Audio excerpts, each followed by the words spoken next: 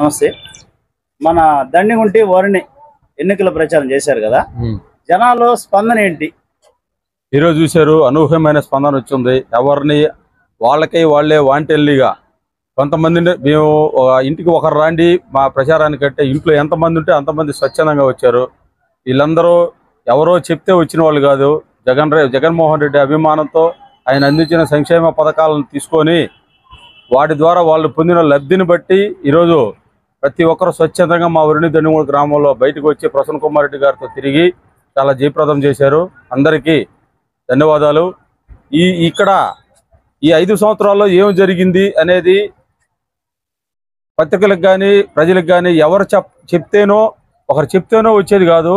ప్రతి ఒక్క లబ్ధిదారుడికి వాళ్ళ హృదయంలో నుంచి ఎవరు మాకు ఏం చేశారు, ఈరోజు జగన్మోహన్ రెడ్డి ఏం చేశాడు, పెన్షన్లు అయితే ఏమి, అమ్మఒడి అయితే ఏమి, రైతు భరోసా అయితే ఏమి, ఈ ఇంటికి వచ్చి రైసు ఇంతకుముందు స్టోరుల దగ్గరికి వెళ్ళి నిలబడి ఎక్కడో తెచ్చుకుంటూ ఉండేది ఒకటి. ఈరోజు వాలంటరీ వ్యవస్థ, ఈ వాలంటీర్లు ఉదయం 6 గంటలకు నిద్ర లేపి పెన్షన్ ఇచ్చారంటే ఆ అవ్వాతాతల ముఖాల్లో వచ్చే ఆనందం అది చెప్పే అసలు ఆ తీరే కాదు.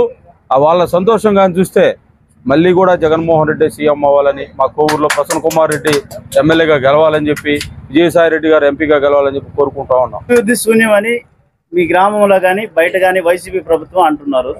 అపోహలు వస్తున్నాయి, వాటి వల్ల మీరు చెప్పేది? మా గ్రామంలో అయితే అభివృద్ధి చేసాం మేము ఎమ్మెల్యే గారి సహకారంతో. సిమెంట్ రోడ్లు ఇంకా కొద్దిగా ఆగి ఉన్నాయి.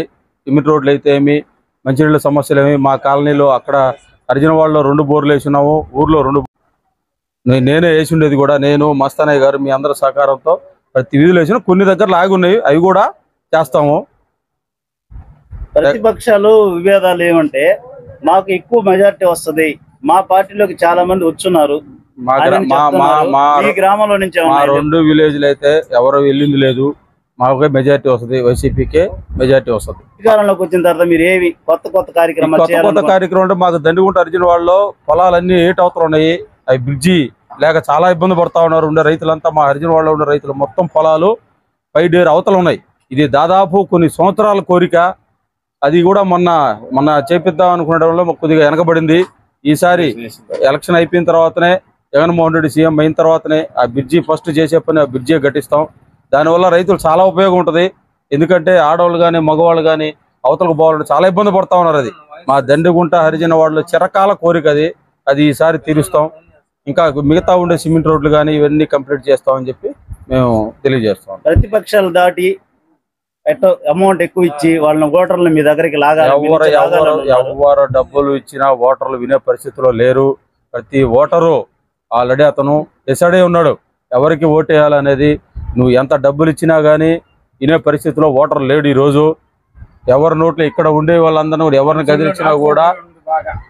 గదిలిచ్చినా కూడా మాకు జగనే మళ్ళీ సీఎం కావాలి, మేము జగన్కే ఓటేస్తాము, ప్రసన్న కుమార్ రెడ్డికి కోవూరు నియోజకవర్గంలో దండిగుంట విలేజ్లో వేస్తామని చెప్పి ప్రతి ఒక్కరి నోట్లో కూడా ఇదే మాట వస్తుంది. వేసి చూపిస్తారు కూడా.